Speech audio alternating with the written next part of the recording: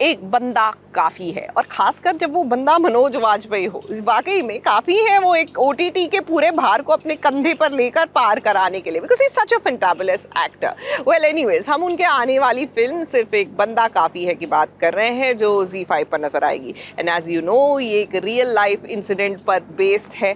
तो चलिए ऐसे में उनसे मुलाकात करते हैं और करते हैं ढेर सारी बातें। मेरी बीवी को ये लगेगा कि ये गुस्से वाला आदमी है, किसी को पीट दिया है इसने। मुझे लगता है कि मुझे बहुत सारे लोग जो है एरोगेंट समझते हैं और इगोइस्ट समझते हैं। बहुत सारी लड़कियां जो है वो कहती हैं कि मैं बड़ा इंटिमिडेटिंग, मैं कहीं से हूँ क्या है।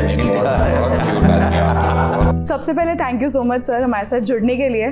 तो मैं यही जानना चाहूँगी कि जिस तरह से एक बंदा सब पे भारी, ये कॉन्सेप्ट मुझे लगता है जो हमने ट्रेलर जिस तरह से देखा काफ़ी ज़्यादा अहम है, क्योंकि एक बहुत ही इम्पोर्टेंट मैसेज पास ऑन हो रहा है जी। तो आपको कैसे लगा कि ये आपके लिए फैसिनेटिंग हो सकता है और ये किरदार आपके लिए बहुत ही इम्पोर्टेंट हो सकता है, क्योंकि एक मैसेज पास कर रहा है जी। ये जो किरदार है ये जोधपुर में रहते हैं, इनका नाम है PC सोलंकी जी। इन्होंने जीवन में बहुत ही महत्वपूर्ण केसेस जीते हुए हैं। उन केसेस का बच्चों से कम उम्र के जो बच्चे हैं जो 15-16 साल उनकी लड़ाई लड़ी है। बड़े ही बहुत ही महत्वपूर्ण जजमेंट इनके जो विक्टिम्स हैं उनके फेवर में आया, और बहुत ही हिस्टोरिकल वर्डिक्ट अदालत ने दिया। तो ये बड़े कमाल के बहुत ही नॉर्मल से कॉमन आदमी हैं जो जोधपुर में रहते हैं, लेकिन जो लड़ाइयाँ लड़ी हैं इन्होंने बड़े बड़े लोगों के साथ लड़ी है, और बहुत सारे जो इंसिडेंट्स हैं इसमें वो भी ट्रू इवेंट्स पे आधारित है। तो इन्होंने काफ़ी हेल्प किया स्क्रिप्ट को बनाने में, और सारे जो टेक्निकलिटी है कोर्ट की उसको अचीव करने में, और ताकि कहीं से भी जो है हम कुछ गलत न दिखाएं, और अंत तक रहे, हमारी शूटिंग के एंड तक वो हमारे साथ जुड़े रहे। तो मैं उनका रोल कर रहा हूँ, और जिस तरह की कहानी है और जिस तरह का किरदार है और जिस तरह का मुद्दा उठाया है जी। मैं अपने आप को भाग्यशाली मानता हूँ कि मेरे पास ये कहानी आई और मैं इस फिल्म का हिस्सा हूँ। अपूर्व, आपसे जानना चाहूँगी, जिस तरह से हमने अब तक आपको सीरीज में देखा है डायरेक्ट करते हुए, इसके लिए कोई खास बात थी? आपको लगा कि फिल्म में किस तरह से डेब्यू है, क्योंकि आपका मैं कह सकती हूँ फिल्म के तौर पर, तो ये कैसे आपको लगा कि इसे किस तरह से है, क्योंकि कोर्ट रूम ड्रामा है, तो इसमें आपको क्या लगा कि क्या कुछ आप इस पे और खेल सकते हैं वाइल डायरेक्टिंग? देखिए, वेब शोज बनाना तो बना ही रहे थे, लेकिन जब फिल्म मिली तो ऑब्वियसली एक और इस तरीके का जब एक सेंसिटिव टॉपिक था, एक इम्पॉर्टेंट टॉपिक था, तो मैंने और दीपक ने काफ़ी रिसर्च करी। हमने करीबन 6-7 महीने की रिसर्च करी, और उसी 6-7 महीने में जो PC सोलंकी सर जिनकी बात कर रहे हैं उनके साथ हमारी काफ़ी मीटिंग्स हुई। उन्होंने हमको ना वॉइस नोट्स रिकॉर्ड करके दिए, और उन वॉइस नोट्स को हमने बार बार ही सुना, ताकि हम कोई भी ऐसी चीज़ ना दिखाएं जो हल्की हो, जो एक फैक्ट्स पे आधारित ना हो। तो यही हमने तैयारी करी। बाकी उसके बाद तो between sir, me, Supan, there have been so many discussions कि हम किस सिंसियरिटी के साथ ये मुद्दा दिखाना चाहते हैं, कैसे हम इसको हार्ड हिटिंग और बनाएं। तो यही तैयारी थी। I think if you are talking about web shows and films, तो आई थिंक मेरे को लगता है कि क्राफ्ट सेम रहती है, मीडियम चेंज हो जाता है। This is what I feel, personal opinion है मेरा। So and I believe in that. या ओके सर, मुझे एक चीज़ आपसे जाननी थी, जैसे कि कहा कि सोलंकी जी की जो ये कहानी है, तो जैसे इन्होंने भी बताया आप लोग वॉइस नोट्स में इन्होंने किया, आपने किस तरह से उसको स्टडी किया? जी, जो भी इनके रिसर्च मटेरियल थे, मैं इनके साथ बहुत बैठा हूँ मैं इन लोगों के साथ में, और फिर स्क्रिप्ट को पढ़ना, फिर बहुत सारे जो टेक्निकल चीज़ें हैं उसके बारे में जो ये लोग रिसर्च कर रहे थे, इनसे जो है वो सारी चीज़ों में मदद लेना। तो मेजरली मैं वही करता हूँ, क्योंकि रिसर्च जो है वो राइटर और डायरेक्टर कर चुके होते हैं। So it's always better to sit with the director and the writer and take their notes from them, and also to understand how my director and writer are looking at the script and the character. जब मैं ये काम करता हूँ तो अमूमन जो मेरा रिश्ता है वो डायरेक्टर के साथ में बहुत ही कमाल का हो जाता है। तो जब हम शूटिंग करने जा रहे होते हैं तो I don't do anything which is against his vision. मैं इसके विजन में रादर कंट्रीब्यूट करता हूँ, ना कि उसको मैं बर्बाद करता हूँ। ये बहुत ज़रूरी है मेरे लिए एज एन एक्टर। तो सारे जो बहुत टेक्निकल चीज़ें हैं, एक आध सीन तो बहुत डिफिकल्ट थे मेरे लिए, मैं आपको सच में बताऊँ, क्योंकि वो टेक्निकलिटी है कोर्ट की, तो उसमें मेरे घोड़े खुल गए थे। मतलब मुझे समझ ही नहीं आ रहा था कि मैं इसको याद कैसे करूं। तो पहले तो उसको बैठ करके समझना कि एग्जैक्टली इसका मतलब क्या होता है, फिर इसको कैसे इसको फॉर्मुलेट करना है, कैसे फिर इसको परफॉर्म करना है ताकि लोगों के लिए इंटरेस्टिंग रहे, क्योंकि दर्शक टेक्निकल चीज़ों में जाकर के खो जाता है। तो हम कैसे उसको परफॉर्म करें कि इमोशन भी आए और टेक्निकल चीज़ भी सामने लोगों के रख दिए जाए। तो जैसा मैंने कहा कि मेहनत तो लगती है, रिसर्च भी होता है, और हमारी रोज़ का जो रिहर्सल्स भी होते हैं, कभी स्क्रिप्ट रीडिंग के तौर पे, कभी परफॉर्म करके, और कभी जो है नॉर्मल रीडिंग करते हैं, तो कभी कभी परफॉर्म करके रीडिंग करते हैं, ताकि हर किसी को पता चलता रहे कि मेरा कैरेक्टर क्या रूप ले रहा है। ये बहुत ज़रूरी है। क्योंकि जैसे सर ने तो बताया, बहुत ही इजी वे में इन्होंने बताया, लेकिन इतना इजी इनके साथ शूट करना था या फिर किस तरह से था? मैं वही, इतना आसान कर देते हैं सर, क्योंकि वो स्क्रिप्ट हमारी अमूमन तौर पे 3 महीने पहले हमें मिल चुकी थी स्क्रीन प्ले का, और उसके बाद सर और मैं हम रोज़ बैठते थे और रीडिंग करते थे, और हमारा यही काम होता था। शाम 4 बजे हम लोग बैठते थे और रोज़ रीडिंग करते थे। अब जैसे सर ने बताया, कभी वो सिर्फ एक नॉर्मल स्क्रिप्ट रीडिंग होती थी कि यार पढ़, ताकि हम लोग इतनी बार इसलिए पढ़ रहे थे कि ताकि हमारे दिमाग में सीन्स याद हो जाए हमें, कि क्या सीन का क्या मुद्दा है, कैसे कहानी आगे बढ़ा रहा है वो सीन। और कई बार ये सर परफॉर्म करके रीडिंग करते थे। तो बाय द टाइम हमारे 3 महीने हुए ना, हम सबको पता था कि सर क्या करने वाले हैं, सर को पता था कि मैं क्या करने वाला हूँ ऑन सेट। तो हम लोग बहुत क्लियर विजन के साथ गए थे, ताकि वो टसल का, वो क्रिएटिव डिफरेंसेस का स्कोप ही ना रहे। वो हमने पहले ही खत्म कर लिए थे अपने। और shooting was actually very easiest for us. हम दोनों के लिए बड़े आसान था, लेकिन obviously because of execution difficulties वो थोड़ा सा रहता ही है, but it was as easy as he is saying. Okay, कह सकते हो कि जैसे इजी और डिफिकल्ट आपने। देखिए इजी इसलिए होता है क्योंकि तैयारी हो जाती है। हाँ जी, जब आप तैयारी पूरी कर लेते हो ना, then you have fun on the set. अगर तैयारी नहीं होती है तो फिर आप कुछ भी कर लो, आप टेंशन और स्ट्रेस को अलग नहीं कर सकते। मेरे लिए जब 150 बार जब मैं क्लाइमेक्स के स्पीच को, जो कि 6 पेज का है, मैं आपको बताऊं, यहाँ पे 1.5 पेज करने में एक्टर्स की हालत खराब हो जाती है। और अपूर्व और दीपक किंगरानी जो राइटर हैं, इन लोगों ने जो है मेरे ऊपर इतनी बड़ी जिम्मेदारी डाल दी थी कि 6 पेज एक तो आप याद कीजिए, फिर उसको कई बार रिहर्सल कीजिए, फिर ये साहब जो हैं इन्होंने कहा कि अब इसको कट करके नहीं लेंगे, एक फ्लो में चाहिए, क्योंकि 3 कैमरे लगे हुए हैं, तो मुझे पूरा एक फ्लो में चाहिए। Then my job is to be completely prepared till the time they call me on the set पे जाने के बाद टू अंडरस्टैंड कि कैमरे कहाँ लगे हैं, उसमें मूवमेंट के साथ में क्या क्या चीज़ें वर्क कर रही हैं, क्या नहीं कर रहा है, और फिर 6 से 7 बार वहाँ पे रिहर्सल कीजिए, और फिर उसके बाद करीब 8 टेक कीजिए, क्योंकि ये 3 कैमरा जो है प्लेसमेंट चेंज हो रहे हैं। इतना कम से कम 150 लाइन आप जो है इतनी बार आप उसको करते हो, इसलिए वो इजी बन गया। और कि हमने पहले हमने मेहनत की। जब हम मेहनत कर लेते हैं तो तब फिर then I can do anything, I can improvise something, I can experiment something, I can think of new things to do it. जब तक याद नहीं किया होता है ना, रिहर्सल नहीं करते हो, तो आप लाइन में ही अटके रहते हो कि लाइन ही सही निकल जाए मुंह से, वही काफ़ी है। True sir. अच्छा, मुझे एक चीज़ जाननी थी, जैसे किरदार है उसको पूरी तरह से, एक तो रियल लाइफ बेस्ड किरदार है, उसको आपने कैसे ढाला खुद में? और क्योंकि हम देख रहे हैं कि पॉस्चर्स और जेस्चर्स जो है वो एक पकड़ना काफ़ी मुश्किल हो जाता है, और आपने कहा कि जैसे इतनी बड़ी बड़ी लाइन्स थी, तो वो जो कोर्ट रूम में जिस तरह से आपने कहा कि थोड़ा मुश्किल हो जाता है, जो टेक्निकल चीज़ें बोलनी होती है, तो वो कैसे आपने किया? अरे नहीं, उसमें तो इन लोगों की हेल्प होती है बहुत ज़्यादा, लेकिन उसके अलावा जो है कैरेक्टर को जो मैं तैयार करता हूँ, देखिए सोलंकी साहब को लोग इस दुनिया जो है, जब उनका केस चला था तो उनके न्यूज़ वगैरह आते थे, लेकिन ज़्यादा लोग पढ़ते नहीं न्यूज़। अब सोलंकी साहब जैसे हैं, जो काम उन्होंने किया है, तो मुझे सोलंकी साहब को इस कदर बनाना है ताकि लोग जान पाएं कि एक आदमी जो था वो साधारण आदमी था, और उसके अंदर में ये काबिलियत थी।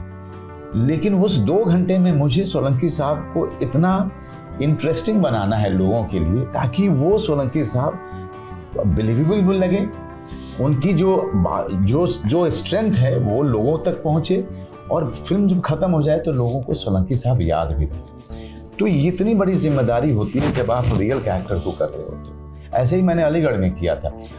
वो सीरत साहब गुजर चुके थे, लेकिन उनका एक आधे मिनट का एक एनडीटीवी में एक क्लिप था, आधे मिनट से भी कम का।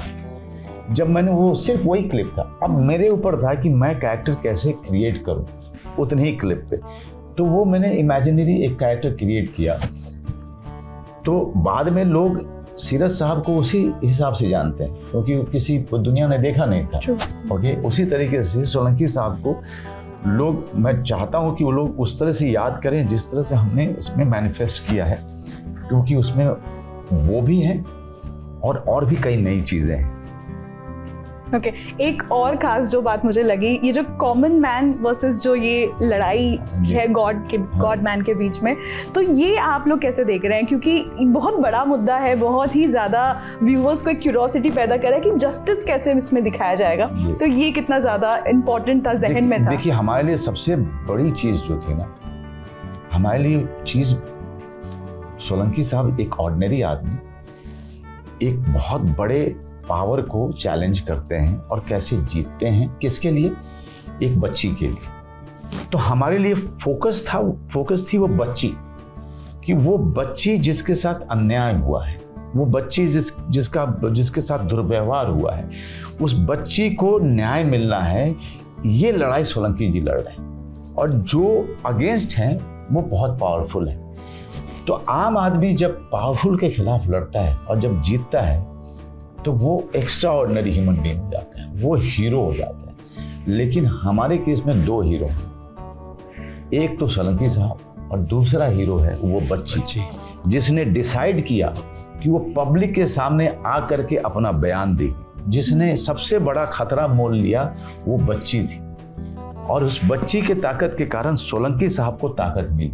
तो हमारा फोकस जो है इस फिल्म का वो बच्ची। ट्रू। ओके सर, ये बहुत ही क्विकली हमने एक क्विक रैपिड फायर टाइप्स कह सकते हैं, या एसबीएस का एक इन्वेस्टिगेशन होता है, तो हम आप पे इन्वेस्टिगेशन करना चाहते हैं। तो प्लीज एक आप दोनों ही चिट्स उठाएं इसमें से। तो पहले सर आप जवाब दीजिएगा, फिर आप अपनी चिट ओपन करिएगा। सर प्लीज पढ़िएगा क्वेश्चन भी।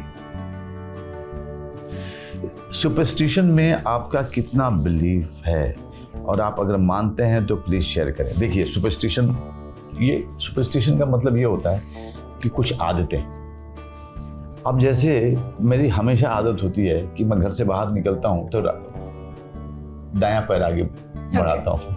अब इसको सुपरस्टिशन कहें या मेरी आदत कहें, या बहुत सारे क्रिकेटर जो हैं वो जिस जर्सी में वो 50 रन मार देते हैं या 60 रन मार देते हैं, नेक्स्ट डे वो उसको धोते भी नहीं है, दूसरा कपड़ा भी नहीं पहनते, उसी जर्सी को पहन करके नेक्स्ट डे जाते हैं। तो इसको क्या सुपरस्टिशन मानेंगे या क्या? उनको लगता है कि नहीं, अगर मैंने चेंज किया तो आउट हो जाऊंगा।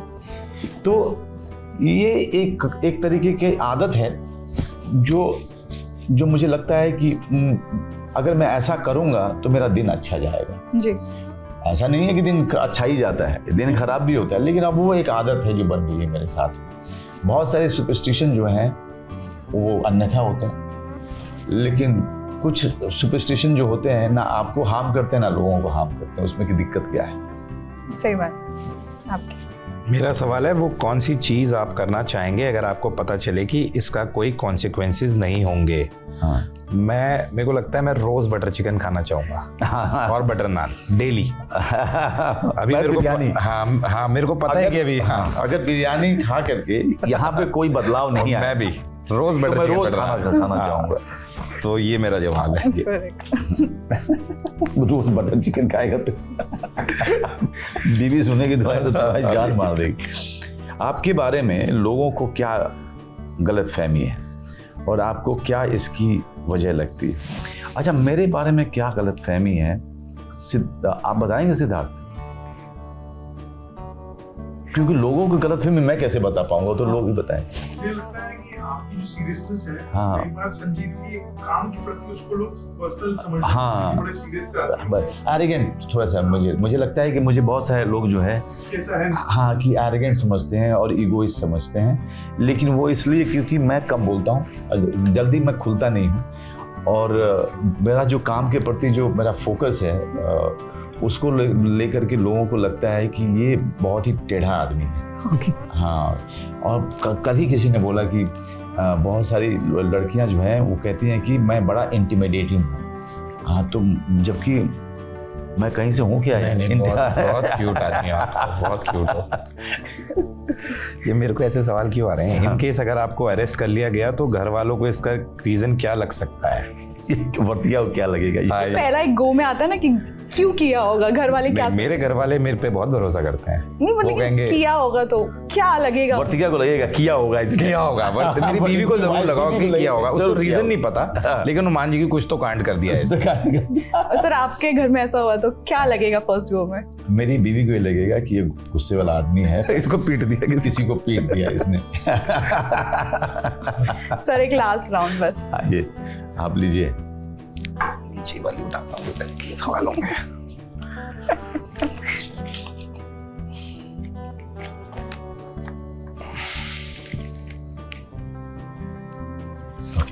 बीइंग एन एक्टर कितना डिफिकल्ट है कॉमन मैन की तरह कॉमन लोकेशंस को एक्सप्लोर करना। देखिए, मैं आपको सच में बताऊं, मेरा स्टाफ जो है वो आपको बता देगा कि ज्यादातर जगह पे मैं इनके बिना ही जाता हूँ। अब जा करके मैं अब मेरा जो असिस्टेंट है उसको लेके गांव जाता हूँ, क्योंकि ताकि थोड़ी हेल्प हो जाती है कि भाई थोड़ा कपड़ा ठीक कर दे, थोड़ा ये, क्योंकि लोगों से इतना घिरा रहता हूँ कि बहुत सारे काम नहीं कर पाता हूँ मैं अपना। नहीं तो मैं ज़्यादातर जगह पे मैं कोशिश करता हूँ कि हर जगह मैं अकेले ही जाऊँ। हाँ, उससे फ़ायदा क्या होता है? उससे फ़ायदा ये होता है कि मैं कहीं भी जाऊँ, किसी के साथ रह जाऊँ, किसी होटल में रह जाऊँ, कहीं भी निकल जाऊँ, कहीं दिल्ली वगैरह जाता हूँ तो मैं बंगाली मार्केट में छोले भटूरे खाने चला जाता हूँ। अब अगर मेरे साथ में स्टाफ रहेगा तो मुझे जिम्मेदारी ये भी देखनी पड़ेगी कि यार पहले तो क्या है ना, अगर आपका सिक्योरिटी आपके साथ जाता है तो लोगों को पहले ही पता चल जाता है कि कोई आया हुआ है। माहौल बनाना शुरू करते हैं वो। तो हम दिखाना भी नहीं चाहें तो सिक्योरिटी वाला पता रहता है कि समवन हैज कम। तो इसलिए जो है मैं अकेले जाता हूँ, ताकि किसी ठेले पे रुक जाऊँ, किसी जगह चाट खा लूँ, किसी जगह बिरयानी खा लूँ, किसी जगह छोले भटूरे खा लूँ। तो अकेले जो है आप बहुत सारी जगहों पे बिना किसी के जाने हुए आप जा सकते हैं। आपके लिए वो कौन सा बंदा है जिसे आप अपनी सारी बातें बिना सोचे शेयर कर सकते हैं? देखिए, ये बंदी हो सकता है। वो बंदी मेरी बीवी है, हाँ, जिसका नाम वर्तिका है। उसको मैं सारी बातें बिना सोचे समझे, सारी बातें ये मुझसे शेयर कर सकता है। वर्तिका अभी तो पॉइंट बटोर ले, तो एक तो मौका मिलता है पॉइंट बटोरने के घर पे। बाकी बंदा मन होता है, सारी बातें बिना सोचे समझे। गलत। अभी देख रही होगी। ओके, जाते रहते व्यूअर्स से क्या कहेंगे? काफी कुछ आपने हमें रिवील कर दिया कि क्या कुछ हो सकती है पॉसिबिलिटी। व्यूअर्स से ये कहना चाहूंगा कि ZEE5 पे 23 तारीख को हमारी फिल्म बंदा रिलीज हो रही है। अपने पूरे परिवार के साथ इसे जरूर देखिए और इसे इस साल की सबसे ज्यादा देखी जाने वाली फिल्म बनाइए। तब तक के लिए हम आपसे विदा लेंगे, इस बात के इंतजार में कि 23 तारीख के बाद आपके बहुत सारे मैसेजेस, आपके बहुत सारे रिएक्शंस सोशल मीडिया पे देखने और पढ़ने को मिलेगा। Thank you so much sir. Thank you. बार बार दिन ये आए, बार बार दिल ये गाए। आई नो इतना बेसुरा किसी का दिल नहीं गा रहा, but the point is emotions को समझिए कि हर हर्षद चोपड़ा फैन यही जानता है और चाहता है कि भैया बार बार ये दिन आता रहे, ताकि हम बार बार हर्षद का जन्मदिन मनाते रहे। तो आज है हर्षद चोपड़ा का जन्मदिन, एंड एज यू नो सास बहू और साजिश और हर्षद जो है ना अपना बर्थडे साथ ही मनाते हैं, मतलब हम उनके साथ उनका बर्थडे मनाते हैं। तो भाई how can it be different this year? तो चलिए आपको एक खास मुलाकात कराते हैं हर्षद के साथ एंड करते हैं ढेर सारी दिल से दिल की बात।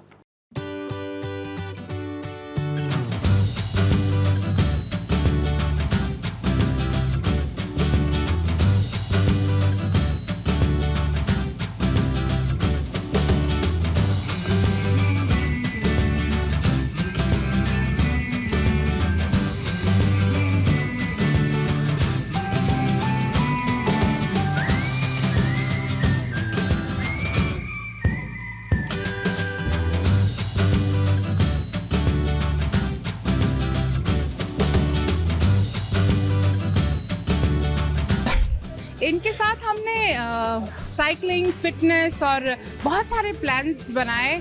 बट शायद कुछ वजह होती है, कभी कभी कोई एक रीज़न होता है जो बहुत ख़ास होता है इनसे मिलने का। तो आज हम हर्षल चोपड़ा का बर्थडे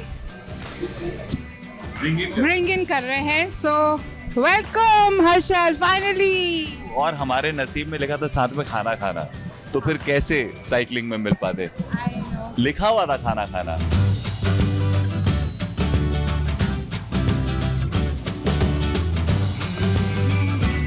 और शायद पहली बार ही ऐसा हो रहा ना, आप अपने मतलब एक बड़ी थाली में हम सब के साथ शेयर कर रहे हैं, परिवार एंड ऑल दैट फीलिंग। घर पे काफी बार हुआ है, घर पे क्योंकि मारवाड़ी हैं हम लोग, तो घर पे बचपन से साथ में ही बैठ के खाते थे। और एक्चुअली बहुत टाइम बाद आया हूँ खाना खाने बाहर, वो भी जहाँ पर आपको लाइक थाली मिलती हो। आजकल तो स्विगी जोमेटो जिंदाबाद है, घर सेट पे ही सब कुछ हो रहा है। बर्थडे प्लान्स क्या क्या? सीरियसली मेरे कोई ऐसा नहीं है कि मैं खुश नहीं हूँ, एक्साइटेड नहीं हूँ, हैप्पी नहीं हूँ, बहुत हूँ, लेकिन प्लान्स कोई नहीं है। लाइक घर पे वही 12 बजे with family and that's about it. अगले दिन शूट पे सबके साथ खाना पीना, उसके बाद बस सेम ओल्ड।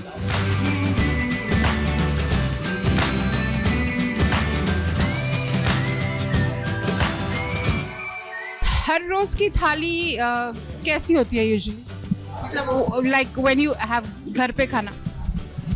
1.5 महीने से घर पे है नहीं कोई, in the sense help to cook food, तो सब बाहर से ही आ रहा है। बट पहले जब घर पे खाना बनाया करता था रेगुलरली लाइक घर, तो रोटी सब्जी दाल चावल, एक सब्जी एक दाल, रोटियां और चावल, और नॉर्मल सी सादी सी थाली।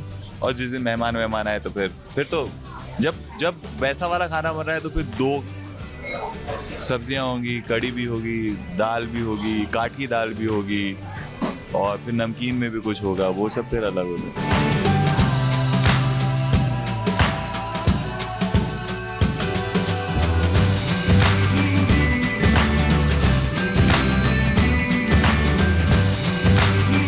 एक चीज़ जो हमेशा बनती है, हर साल बनती है, वो है केक। सबके बर्थडे पे वो हमारे घर का स्पेशल केक है।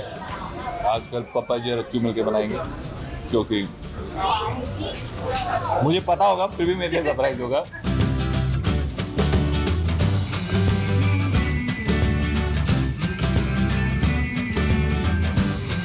एक जनरली हैप्पीनेस सी होती है, फीलिंग, आपको लगता है कि हाँ आज सब सही है। So I like to eat with everyone, जितना ज़्यादा हो सके, सेट पे भी घर पे भी। सारे मतलब भाई बहन वगैरह होंगे, उनके बच्चे होंगे, मेरे छोटे छोटे भाई बहन हैं, उनके छोटे छोटे जो बच्चे हैं, जो भी बड़े हो चुके हैं, वो सब होंगे। तो मैं सबके साथ बैठ के, इनफैक्ट हमारे घर के बच्चे कंफ्यूज हैं मुझे लेकर, कौन है ये, फिट कहाँ होते हैं ये पापा के बड़े भैया तो नहीं लगते types.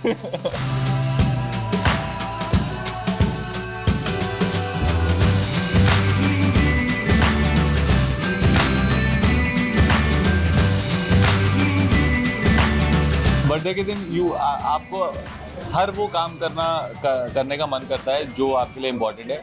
So you want to actually work also that day, you want to kind of relax also that day, you want to meet also, party also, and like घर पे जो पूजा पाठ होती है वो like everything, सुबह जल्दी उठो, सारे एकदम बिल्कुल वो दिन अगर बिल्कुल बाय द बुक गया तो आई थिंक साल मोटा, हाँ वो कोशिश होती है।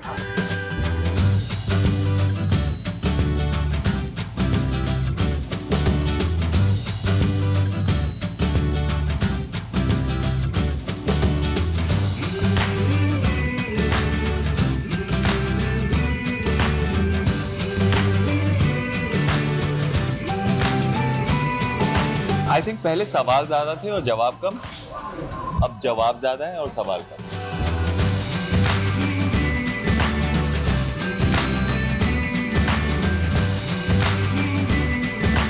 I think I am that actor who takes work home. I am serious about my work. I am sincere about my work.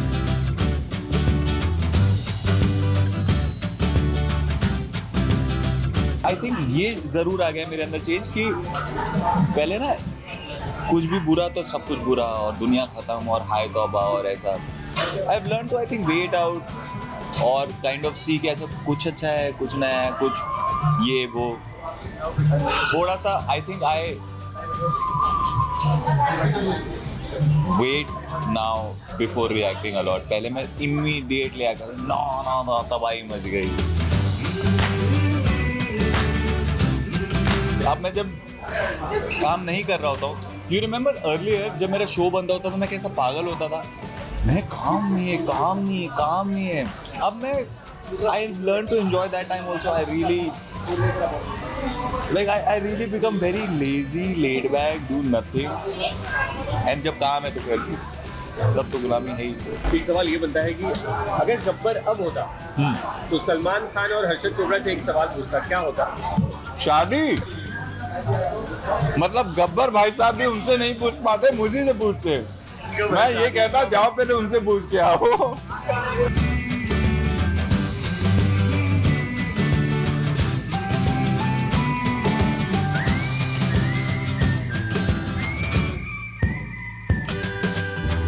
There are very important people in my life, and not necessarily family, friends also.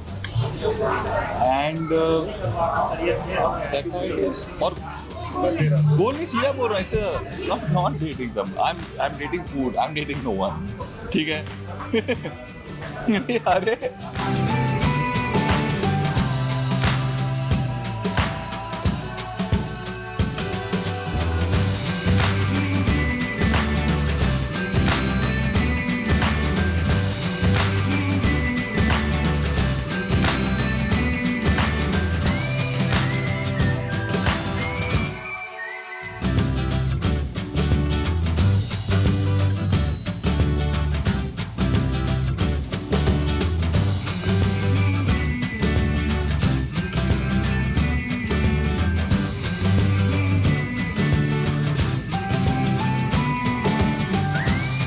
तो पहले तो ये बताइए, खाना हो गया, कितना enjoy? पेट पूजा हो गई, बहुत एंजॉय किया, एकदम मस्त सेट हो गया, पान तक खा के निपट चुके हैं। बहुत बढ़िया खाना था। बर्थडे के मौके पर आपकी कोई 3 विश? आईपीएल जल्दी खत्म हो, बहुत सारे वादों का वेट कर रहा हूँ पूरा होने का। SBS के साथ ये रिश्ता क्या कहलाता है? लंबा एंड चौड़ा रिश्ता। ये रिश्ता क्या कहलाता है? Forever. लास्टली अपने फैन से क्या कहना चाहते हैं? I really, मैं जैसे बोल रहा था ना कि अब बड़ा हो गया, and I believe each man is for himself. We have to somewhere. आप अपने काम से टूट रहेंगे, मैं अपने काम से, सब। But the kind of support I felt, the kind of एक वो जो होता है ना कि go bloody do and constant for so many years. I don't know क्या किया था मैंने ऐसा या क्या, but God's really been kind. Thank you.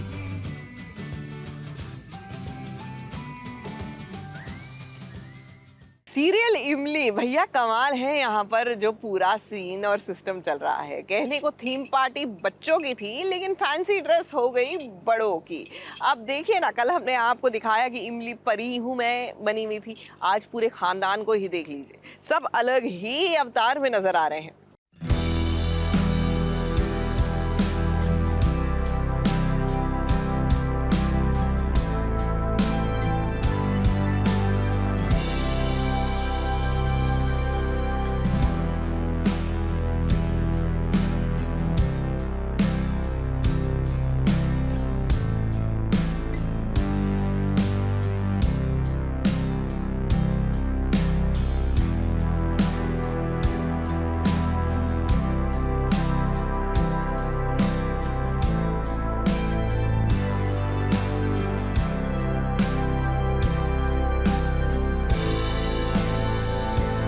इमली अथर्व आ गए हैं पास पास, मगर फिर भी है दूरी। उन्हें जोड़ने वाली कड़ी कैरी भी इनके पास है, मगर इमली तो सच से अनजान ही है।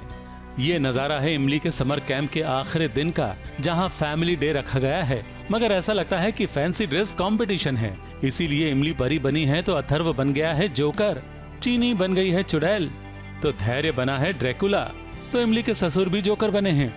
इमली की जेठानी बन गई है बिल्ली यानी कि कैट वुमन, तो बुआ जी बनी है सेंटा क्लॉज। और इस फैमिली ड्रामा में चीनी ने भी अपना चुड़ैल वाला ड्रामा दिखा ही दिया। इससे पहले कि इमली अथर्व मिल पाते, उसने चीनी को उठा लिया और इमली देखती रह गई। ये लुक अच्छी आपको विच का लुक लग रहा है, क्योंकि ये फैंसी ड्रेस कंपटीशन था एंड उसमें कंपटीशन क्या फैंसी ड्रेस फैमिलीज़ भी उसमें पार्टिसिपेट कर रही थी। तो चीनी विच बनी है, आटो जोकर बना है और फेरी गॉड मदर बनी है हमारी इमली। तो ये विच का लुक है, इसमें हमने बहुत इसे फ्लोई सा गाउन पहना है एंड ये देख रहे हैं आप मैजिकल हैंड्स एंड मास्क सबने पहना है बिकॉज फैमिली और आटो आमना सामना नहीं कर सकते हैं बिकॉज चीनी नहीं चाहती कि वो मिले। तो ये लुक है। चीनी मम्मा ने मतलब वो बेड फ्रेंड है, मतलब जब मैं छोटी थी तब इमली जो है वो मेरी मम्मा है। तो मेरे को अभी पता नहीं है, मतलब इमली को मैं प्रिंसेस आंटी बुला रही हूँ। यहाँ मौजूद हर किसी का मकसद बच्चों को खुशी देना है, इसीलिए इमली के ससुर जी सारे बच्चों को बांट रहे थे गिफ्ट्स। और जब नन्ही कैरी की बारी आई तो वो थोड़ा इमोशनल हो गए हैं, क्योंकि ये दादाजी जान चुके हैं कि ये उन्हीं की पोती है। वो कैरी को अथर्व और चीनी की बेटी मान रहे हैं, इसीलिए उन्हें वो बहुत प्यारी लग रही है। देखिए ऐसा है कि जब बच्ची जो कहती है तो इसको तो मानना ही पड़ेगा, तो ये जो कहेगी हम वो मानेंगे। इसने कहा कि जोकर बन जाओ तो and she is so sweet कि मुझे मानना ही पड़ा and I am enjoying that. मैं एक ब्लैक कैट बनी हूँ।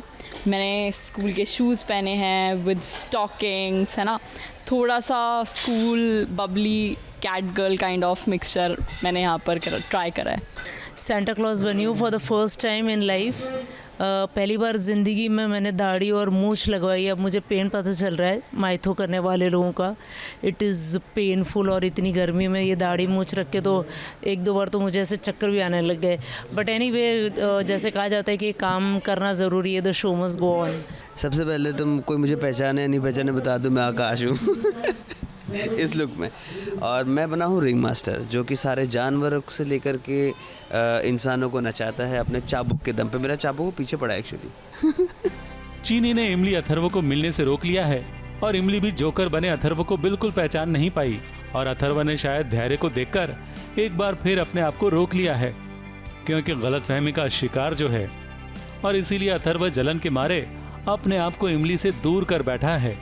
अब ये वापस तो जरूर मिलेंगे, मगर कैसे ये बता नहीं सकते। मुंबई से सोनू शुक्ला और प्रिया धवड़े के साथ ABP news report.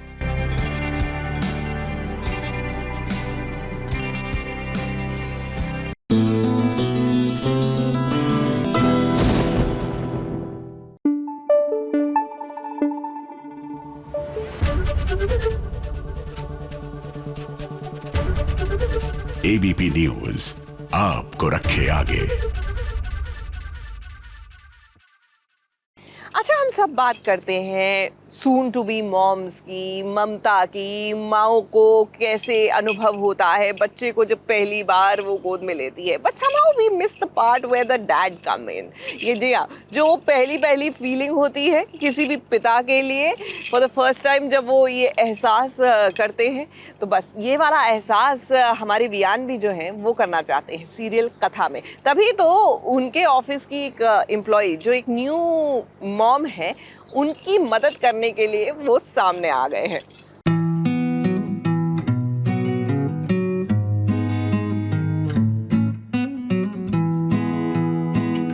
Vivian Raghuvanshi की हाथ में ये न्यूबॉर्न बेबी को तो देखिए। इतना प्यारा सा नन्हा सा बच्चा विवियान की गोद में क्या कर रहा है, और जरा वियान की आंखों में इस बच्चे के लिए ढेर सारा प्यार तो देखिए। और इसी के साथ साथ एक कथा जो देखना चाहती है वो भी देखिए। वियान कैसे एक्सपीरियंस कर रहा है पापा बनने का। रियल लाइफ में तो कभी एक्सपीरियंस नहीं किया, but in the scene there was definitely some challenges, but that's part of being an actor, where the baby was crying. I can lift a lot of weights. मैं बहुत वैसे physically strong हूँ, but एक baby को ऐसे hold करना for such a long time, and then you're worried कि baby को कुछ हो ना जाए।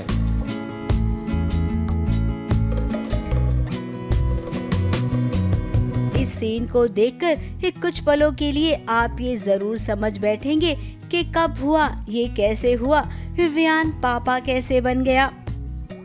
अब देखिए बात ये है, वो पापा बना नहीं है, लेकिन बच्चे को हाथ में पकड़कर उसे पापा वाली फीलिंग जरूर आ रही है। दरअसल ये बच्चा उनका है जो वियान के ऑफिस में काम करते हैं, अमृता और कीत का। अमृता की डिलीवरी होने वाली है और ऐसे मौके पर कीत यहाँ पर है नहीं। अपनी दोस्त के जगह वियान यहाँ पर आया है अमृता का हौसला बढ़ाने के लिए। वैसे देखिए वियान को, उसने अपने तरीके से इस सारा काम एकदम परफेक्ट किया है। वो किसी भी चीज की अगर जिम्मेदारी लेता है तो उसे बखूबी निभाता है। अमृता जिसे इस वक्त अपने पति की सबसे ज्यादा जरूरत थी, ये देखिए फरिश्ता बनकर वियान पहुंचा और उसके बाद जब पैदा हुए बच्चे को हाथ में लिया। इसके बाद की फीलिंग के बारे में तो आप देख ही चुके हैं। वैसे कथा ये सब कुछ आपकी वजह से हुआ है। मैंने इनको बोला था कि आप फादरहुड के बारे में क्या समझते हैं, like you know nothing about fatherhood because you not a father, you know being a friend and a father are two different things, ऐसा कुछ कथा ने उसको बोला था, जो उसे बहुत बुरा लगा था वियान को। अब वियान को इस तरीके से देखकर आप ये नहीं कह सकती हैं कि वियान एक अच्छा पापा नहीं बन सकता है। यकीन मानिए आपके बेटे आरव के लिए वो एक परफेक्ट पिता साबित होगा, इसकी गारंटी हम देते हैं। मुंबई से बॉबी मंधानी और स्नेहिल यादव के साथ एबीपी न्यूज रिपोर्ट।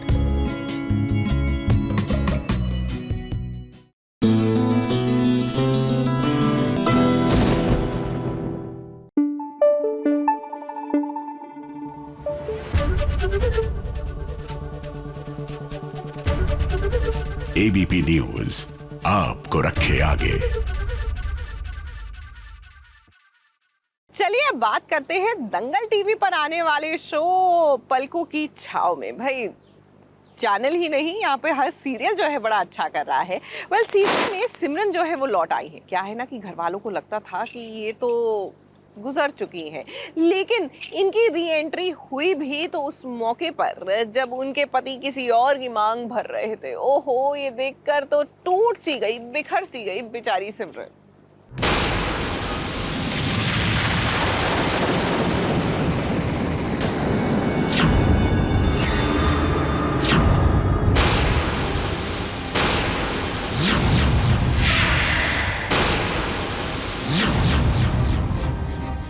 क्या मौका है देखिए, जिसका पति किसी और के मांग में सिंदूर भर रहा था, उसी वक्त हो गई उसकी पत्नी सुमन की एंट्री।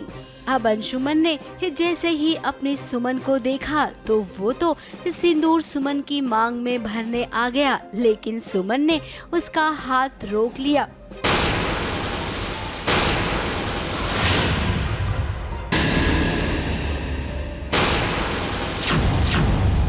फाइनली घर में सुमन की एंट्री हो गई है और मैं अंशुमन तो एकदम शॉक्ड है।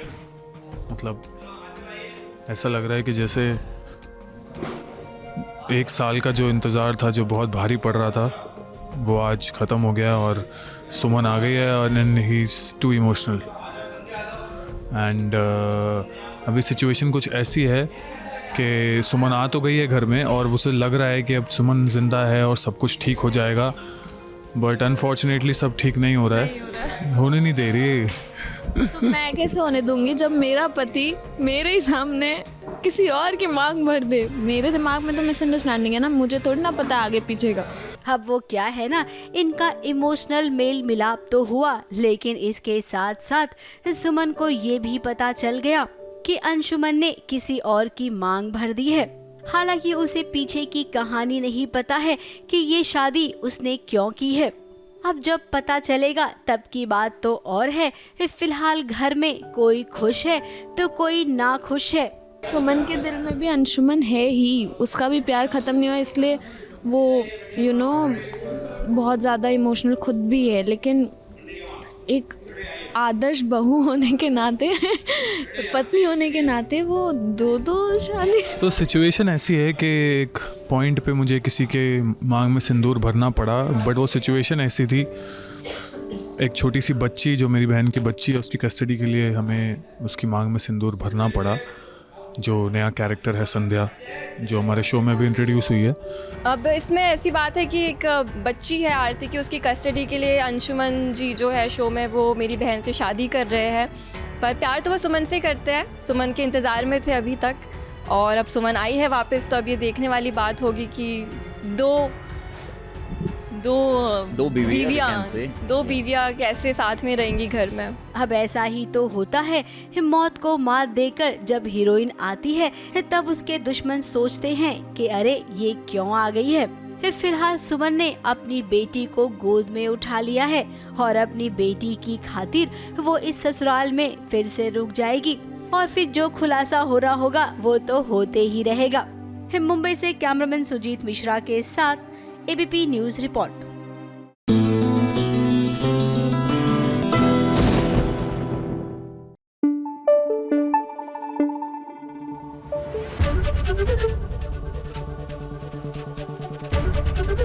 एबीपी न्यूज आपको रखे आगे। देखिए सीरियल पंड्या स्टोर में धरा की बहन के बाद अब धरा की माँ की भी एंट्री होगी। वैसे मानना पड़ेगा ये धरा की माता जी कम बड़ी बहन ज्यादा लगती हैं, काफी मेंटेन करके रखा है भाई खुद को। लेकिन आपको क्या लगता है अब क्या धरा और इनकी मॉम का होगा आमना सामना, यानी वो फेस ऑफ स्टाइल, और वो भी मंदिर में जाकर?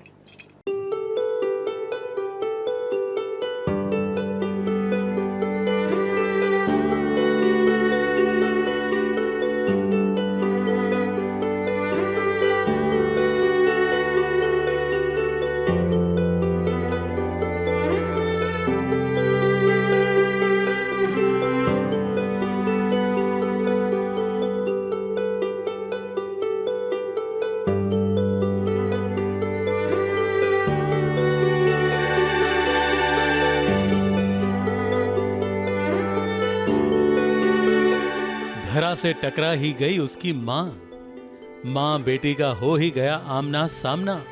माँ ने बेटी को देखा, मगर बेटी अपनी माँ को देखे उससे पहले माँ ने चेहरा घुमा लिया, और पल्लू ढके चेहरे को भले ही धरा देख ना पाई हो, मगर स्पर्श को शायद पहचान गई। उसे एहसास तो हो ही गया कि शायद ये उसकी माँ ही है जो कुछ सालों पहले भाग गई थी, और जिसके कारण धरा आज तक भगौड़ी की बेटी का ताना सुन रही है।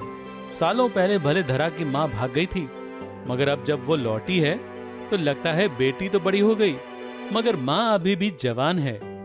ये माँ तो बड़ी बहन लगती है। ये हिट एंड मिस वाला है। मैं काफ़ी सालों बाद पहली बार मैं चुप चुप के धरा को देख रही हूँ। धरा ने अब तक मुझे देखा है नहीं, और बहुत सारे इमोशंस है इसमें कि एक माँ अपने बच्चे को इतने सालों बाद देख रही है। मुझे पता नहीं है कि वो कैसे रिएक्ट करेगी, वो वापस एक्सेप्ट करेगी नहीं करेगी, बट इतने सालों का रूटीन है मेरा कि मेरी बच्ची के बर्थडे के दिन मैं मंदिर जाती हूँ, उसके लिए प्रार्थना करती हूँ, दुआएं करती हूँ, तो बस वही करने के लिए आई हूँ। और बहुत सालों बाद अपनी बेटी को देख के मैं बहुत ज़्यादा इमोशनल हो गई थी, तो बहुत मज़ा आया वो सीन करके। धरा अपने जन्मदिन के मौके पर पहुंची थी माँ के मंदिर में, हाथ में प्रसाद का थाल लेकर और मन में फरियाद लेकर कि सारे घर वाले उसका बर्थडे मनाना चाहते हैं, मगर वो मना नहीं पा रही। अब देखिए ना, घर पर गौतम अपनी धरा का बर्थडे मनाना चाहता था, उसके लिए गिफ्ट भी लेकर आया था, जिसे पाकर धरा खुश होने के बदले नाराज हो गई थी, और गौतम को बता रही थी कि उसे बर्थडे सेलिब्रेट करना बिल्कुल अच्छा नहीं लगता, क्योंकि उसी दिन उसकी माँ जो भाग गई थी। Happy birthday, I love you. कितनी बार तुम्हें समझाया है कौमी, हर साल कहती हूँ तुम्हें नहीं पसंद है मुझे ये बोते बदे, और नहीं बोते के दिन कोई गिफ्ट दे मुझे। मगर असल में धरा को पार्टी करना बहुत अच्छा लगता है। तभी तो जब देवरानी ऋषिता पार्टी की बातें करने लगी तो वो कितनी चिढ़ गई थी। तेरा पैकअप हो गया? ये देखो, ऐसे चिढ़ाने के लिए आते हैं लोग, पता है, लेट आते हैं और जल्दी जल्दी पैकअप करके भाग लेते हैं। सुबह से इसकी शक्ल नहीं देखी थी, मैं सोई थी जब ये आई, तो मैं अभी आई। देखो इतना पार्टी करती है, इतना रेज करेगी, तो फिर यहाँ पे सेट पे तुम सोती रहोगी। महीने में एक बार पार्टी जाती हूँ, फिर जो कि बनता है यार, मुझे तो वक्त भी नहीं मिलता है। मुझे तेरी स्टोरी देख के बड़ा एनवी फील हो रहा था, मैंने कहा मैं क्यों नहीं थी इस पार्टी में। तो 2 पासेस थे मेरे पास, और यार तेरे घर के बाजू में ही थी, sorry. Okay bye. You didn't tell me, you didn't invite me. तो धरा को पार्टी अच्छी लगती है, ये बात गौतम को पता चलेगी तो पार्टी तो जरूर होगी। लगता है इस बार तो धरा का बर्थडे सेलिब्रेशन गौतम करके ही रहेगा, और शायद इस पार्टी में कोई बड़ा ट्विस्ट भी आएगा। जो हम आपको बताएंगे मुंबई से सोनू शुक्ला के साथ एबीपी न्यूज रिपोर्ट।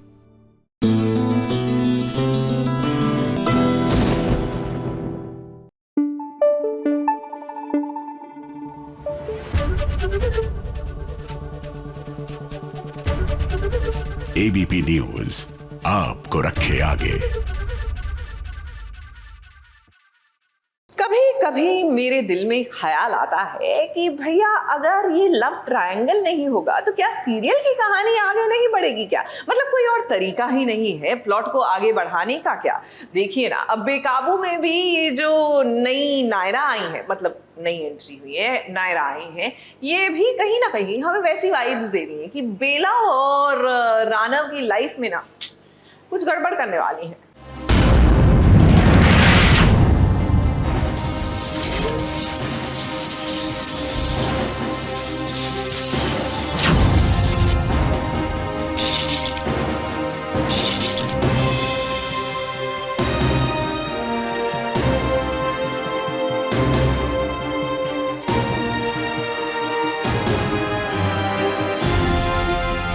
ये तो पाताली बहुत अच्छे से जानती है कि कैसे उसे लगाना है परी का पता। तभी तो देखिए कैसे उसने यामिनी के साथ मिलकर बनाया है दादी को इलेक्ट्रिक शॉक देने का प्लान। पाताली जानती है कि अगर वो दादी को नुकसान पहुंचाएगी तो परी उसे बचाने जरूर आएगी।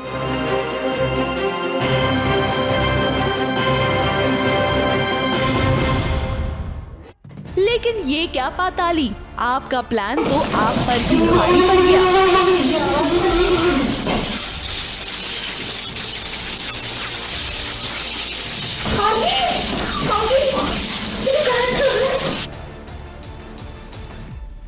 अक्सर ऐसा ही होता है जब कोई नेगेटिव कैरेक्टर कोई साजिश रचती है तो जैसा वो चाहती है वो कभी नहीं होता, हमेशा उल्टा ही होता है।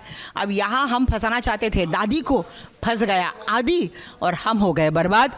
लेकिन फिर भी पाताली जो है वो साजिशें रचना नहीं चूकती, वो हमेशा कुछ ना कुछ करती रहेगी। बोलते हैं ठीक है इस बार अगर वो बच गई आगे चलकर कहाँ जाएगी। एक्चुअली टारगेट दादी नहीं है, दादी के जरिए ये परी तक पहुँचना चाहती है। भाई ये तो हम जानते हैं कि पाताली आप बिल्कुल भी हार नहीं मानने वालों में से हैं, लेकिन ये क्या, आपकी बातें तो कोई सुन रहा है। ये क्या पाताली, परी यानी कि बेला खुद आकर आपके पास आ गई और इतना ही नहीं उसने तो सरेआम कह दिया कि वो रानव की बीवी है और सिर्फ वही रहेगी। रानव की पत्नी मैं हूँ और रानव की पत्नी मैं ही रहूंगी। और अगर आपको लगता है कि आप मुझे यूं मुट्ठी में रख पाएंगी तो नहीं, मैं कभी भी आपके से मुट्ठी में नहीं रहने वाली। अब पाताली आप चाहे जो करेंगी, असल खेल तो अब शुरू होगा, क्योंकि अब होगा खुला वार और ये पता चलेगा कि कौन पड़ेगा किस पर भारी। मुंबई से स्नेहिल यादव के साथ प्रथमेश शानबाग की रिपोर्ट।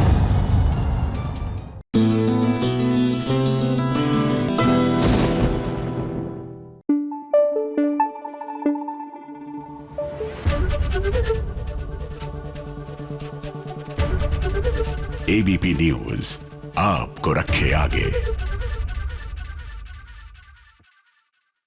फटाफट खबरों में आज चलिए सबसे पहले बात करते हैं इस सीरियल गुम है किसी के प्यार के बारे में, जहां पर वट सावित्री की पूजा होने वाली है। और आप सब ये सुनकर चौंक जाएंगे कि सई ने इस सत्या के लिए व्रत रखा है। कल हमारी पहली वट सावित्री है और उसने मेरे लिए उपवास रखा है। अब कोई ना कोई गिफ्ट देना तो बनता ना उसे। अब जब दोनों में इस समझौते वाली शादी हुई थी तो ये व्रत कहां से आ गया। फैमिली अगर दबाव डालती है व्रत रखने के लिए तो उन्हें सीधे सीधे बता देना चाहिए सई को कि वो सत्या को अपना पति नहीं मानती है। वैसे तो सई आप स्ट्रेट फॉरवर्ड बातें करने में बिलीव करती है ना। फिर अब क्या हुआ, वही विनायक अपनी माँ सई के लिए इस साड़ी लेकर जा रहा है ताकि वट सावित्री की पूजा में वही साड़ी सई पहन सके। पापा आप मुझे सत्या अंकल के घर लेकर चलोगे प्लीज? मुझे आई को ये वाली सारी गिफ्ट करनी है। फटाफट खबरों में हमारा अगला स्टेशन है इस सीरियल फालतू का सेट, जहां पर सिद्धार्थ ने जो किया उसका भंडाफोड़ हो गया है। जी हाँ, उसकी करतूत पूरे परिवार वालों के सामने आ गई है और जैसा कि आप देख रही हैं, इस सिट के पापा उसकी धुलाई कर रही हैं।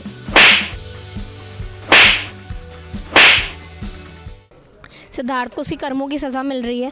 सब लोगों को सिद्धार्थ से बहुत ज़्यादा नाराज़गी है क्योंकि अपनों के घाव ज़्यादा लगते हैं, घाव। और तनीषा और कनिका से तो इतनी उम्मीदें थी नहीं क्योंकि ना वो अपने हैं ना परिवार के हैं, तो ज़्यादा बुरा लग रहा है कि सिद्धार्थ ने अपने भाई के साथ और परिवार के साथ ऐसा क्यों किया। तो पिट रहा था पर फालतू ने आके बचाया सिद्धार्थ को एक तरीके से। उसने कहा मत मारो यार, इसे छोड़ दो। तो वहीं फालतू पूरी कोशिश कर रही है अपने घर वालों का सहारा बनने की। फटाफट खबरों में हमारा अगला स्टेशन है इस सीरियल कुंडली भाग्य का सेट, जहां पर राजवीर ना बिजी है पलकी की सगाई में। अब राजवीर मेहमानों की खातिरदारी कर रहा है। उसका ये वाला रूप देखकर सभी उससे इम्प्रेस हो रही हैं। और जहाँ पर राजवीर को लग रहा है कि ये सगाई से फैमिली खुश रहेगी, तो बस उस वजह से राजवीर चाहता है कि जैसा चल रहा है वैसा बस चलता रहे। तो वहीं अंकल जी ने जब पलकी और राजवीर को साथ देखा तो उन्हें लगा कि ये कपल है। खैर ये कंफ्यूजन तो दूर हो जाएगा फिलहाल तो। That is in a way affecting both Rajveer and Palki, क्योंकि फीलिंग्स है दोनों को कहीं ना कहीं, बट हमारी खुद की अपनी अपनी रिस्पॉन्सिबिलिटीज़ इतनी है कि आई थिंक हम उसमें ही ज़्यादा उलझे हुए हैं। फटाफट खबरों में आज के लिए केवल इतना ही। हम कल फिर लौटेंगे कुछ नई फटाफट खबरों के साथ।